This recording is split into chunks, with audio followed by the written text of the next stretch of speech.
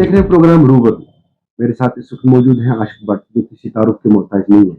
ये आप एक एंटरप्रेन्योर है जो एक नहीं दो नहीं बल्कि तीन तीन कंपनियों के मालिक है। आपका खैर मकदम है।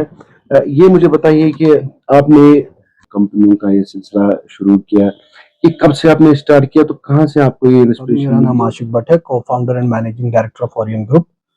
मैंने जो पढ़ाई किया आफ्टर 12th, मैंने BBIT किया था, 4 इयर्स ऑनर्स ग्रेजुएट डिग्री है। ये मैंने गुजरात से की थी, Ahmedabad Gujarat. After that I did my post graduation in HR and marketing. तो जो मेरा कॉलेज प्लेसमेंट हुआ था दैट्स इन बर्जर पेंट्स। तो मैंने 5-6 महीने बर्जर पेंट्स में काम किया था, लेकिन दिमाग में पहले से ही था कि कुछ अपना करना है, चाहे वहां या यहाँ, but always in my mind कि कुछ करना है। तो वहां से मेरी जो journey start as an HR, बहुत सारी कंपनीज में विजिट किया था।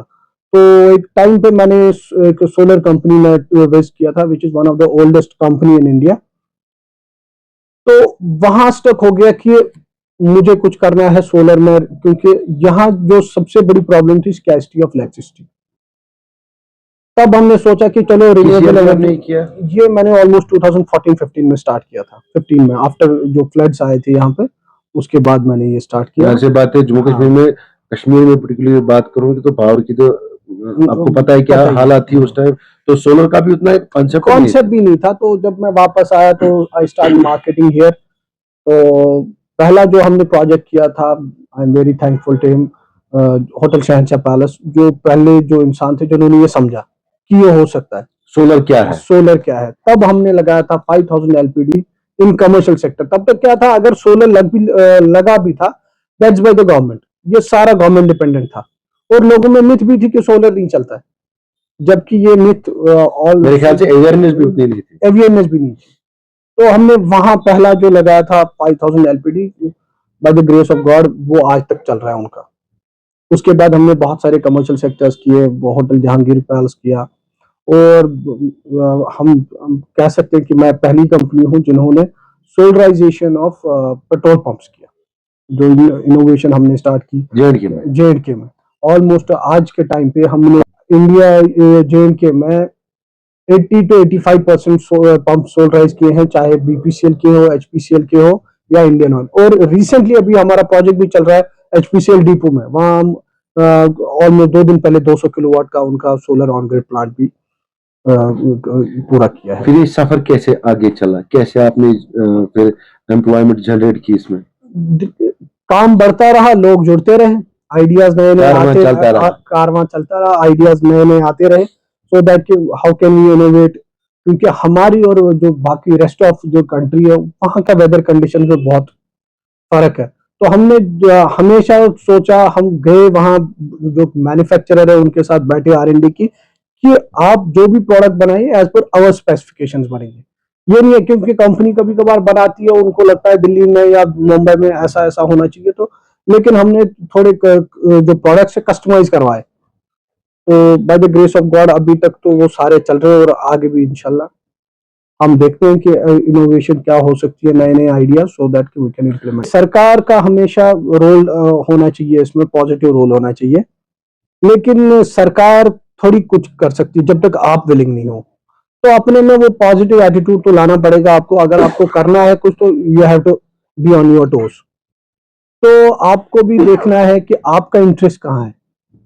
मैंने तो हमेशा यहाँ बोला है कि business should be a matter of choice, not compulsion. और कश्मीर में हमारा सबसे बड़ा प्रॉब्लम है ये जो कहावत ये लिखियां बनी तिलकर कार।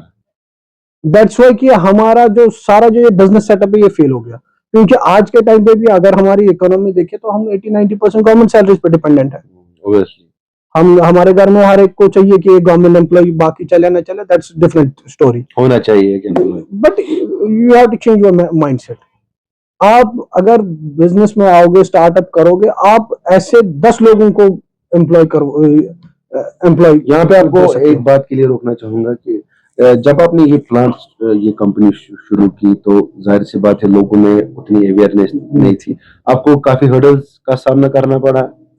तो फिर आपने कैसे एक आम इंसान को एतमाद में लिया कि उसको कन्विंस किया, फिर आपने इस सफर पे आप चले? मैंने पहले ही हमने एक वो कहते हैं ना मार्केटिंग में मार्केट सेगमेंटेशन करना, अपना मार्केट देखना कि आपका पोटेंशियल क्लाइंट कस्टमर जो है उन पे फोकस करना। मैंने देखा तब तक यहाँ सोलर का थोड़ा सा एक आया था कि घरों पे लगाते थे वो 1 plate 2 plate, but in commercial private sectors में वो नहीं थे। तो हमने क्या किया, हमने अपना जो क्लाइंट जो सारा फोकस अपने कमर्शियल पे किया, शिफ्ट किया। तो हमने ना होटलियर्स पे फोकस किया, इंडस्ट्रियलिस्ट पे फोकस किया, एजुकेशनिस्ट पे।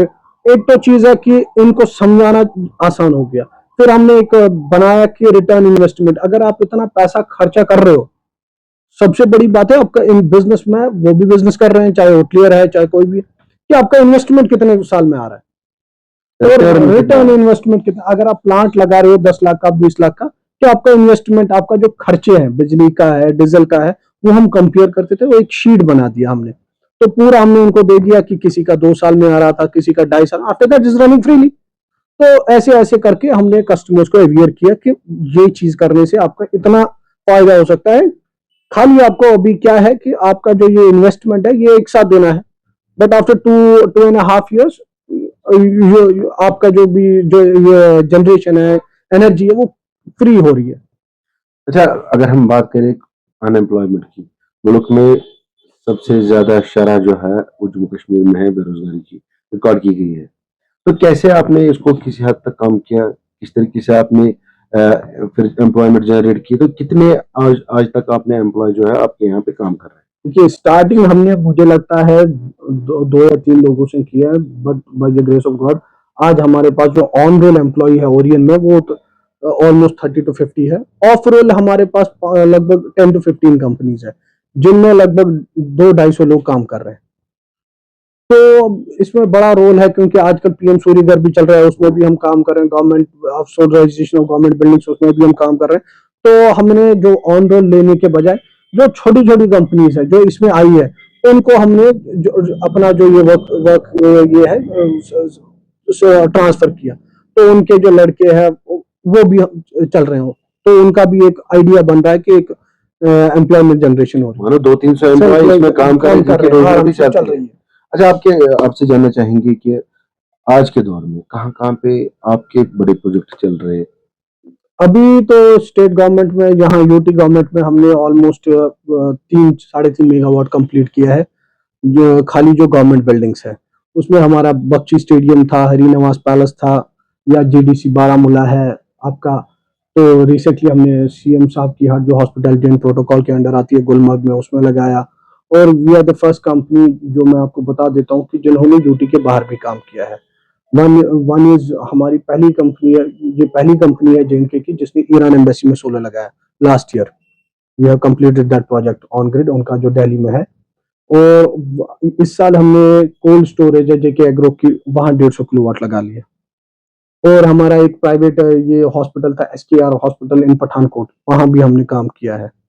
और रिसेंटली हमारा जो ये मिशन था, हमारे बहुत सारे ऑर्डर्स फ्रॉम नेपाल भी आए थे, तो हमने वहाँ ऑफिस सेटअप किया था काठमांडू में, लेकिन बिकॉज ऑफ आपको पता ही है सर्कमस्टेंसेस, वो हम अगले साल कर रहे हैं। तो इंशाल्लाह उधर भी हम। अच्छा साहब, आपसे जानना चाहेंगे मजीद कि आपके पास और 2-3 कंपनियां हैं, उनके बारे में आपसे जानना चाहेंगे किस तरह की वो कंपनियां हैं और क्या क्या काम वहाँ पे होता है? हमारी जो दूसरी है उसमें हमने अभी रिसेंटली ही नाम रखा था। पहले तो हम खाली मैन्युफैक्चर करते थे, ऑर्डर लेते थे, that's purely on handicraft based, art and craft. वो उसका अभी हम देख रहे हैं कि अपना एक ब्रांड बनाए, सो दैट कि हम अपने ब्रांड से वो बेचे सारा। उसका नाम भी हमने रखा है ओरियन आर्ट एंड क्राफ्ट। वहाँ भी ऑलमोस्ट 60 से 80 लोग काम करते हैं अभी भी राइट नाउ। और हमारा जो थर्ड वन है, जो हम स्टार्ट करना चाहते हैं अभी, लेकिन because of the circumstances in the UT, जो आपका टूरिज्म हिट हो गया, दैट्स ओरियन हॉस्पिटैलिटी। उसमें हमारी बात चल रही थी अहमदाबाद कंपनी से, तो हम वो डोम्स ला रहे हैं, तो जो आपके हट टाइप डोम्स, जो आपके अफोर्डेबल भी होंगे, और आपका कंस्ट्रक्शन और जो आपका ये जो ग्रीनरी है, आप इकोसिस्टम है, उसको भी कोई फर्क ना पड़े, सो दैट कि कंक्रीट ना बनाए हम। और इवन अगर हम चाहे तो उसको फोल्ड करके वापस भी ले जा सकते हैं। उस पर हमारा फोकस है कि adventure tourism, like an adventure tourism, उसमें हम वो दे रहे हैं। वो इंशाल्लाह by the grace of God मुझे लगता है नेक्स्ट ईयर से हम स्टार्ट करेंगे। आखिर में आपसे जानना चाहेंगे क्या मैसेज रहेगी उन यूथ्स के लिए जो पढ़ लिख के जो है घर में बैठे हुए हैं और अभी भी नौकरी की तलाश में है? उनका अपना माइंडसेट चेंज करना पड़ेगा। पहले तो उनको देखना पड़ेगा, देखिए ऐसा कुछ है नहीं कि आपको घर में बैठ के कुछ मिलेगा, आपको बाहर आना पड़ेगा। If you want to be an entrepreneur, तो आपको उस लाइन में आपको देखना पड़ेगा कि मैं किस में बेस्ट हूँ, क्योंकि ये नहीं है कि ऑलराउंडर तो बिजनेस में हो नहीं सकता। अगर मैं किसी चीज में अच्छा हूँ तो जो मेरा जो पार्टनर है या जो को फाउंडर है वो जाहिर सी बात है। तो दो तीन माइंड्स को बना के आपको आगे चलाना पड़ेगा। तो जब आप बाहर आओगे, मार्केट रिसर्च करोगे, R&D करोगे, और आपके पास आजकल इंफॉर्मेशन ऑन वो आज तो हाथ में ही सारा कुछ है, आपको तो ज्यादा ढूंढने की जरूरत नहीं है। तो यू हैव टू बी, वो क्या कहते हैं, कोशिश की मुझे क्या करना है।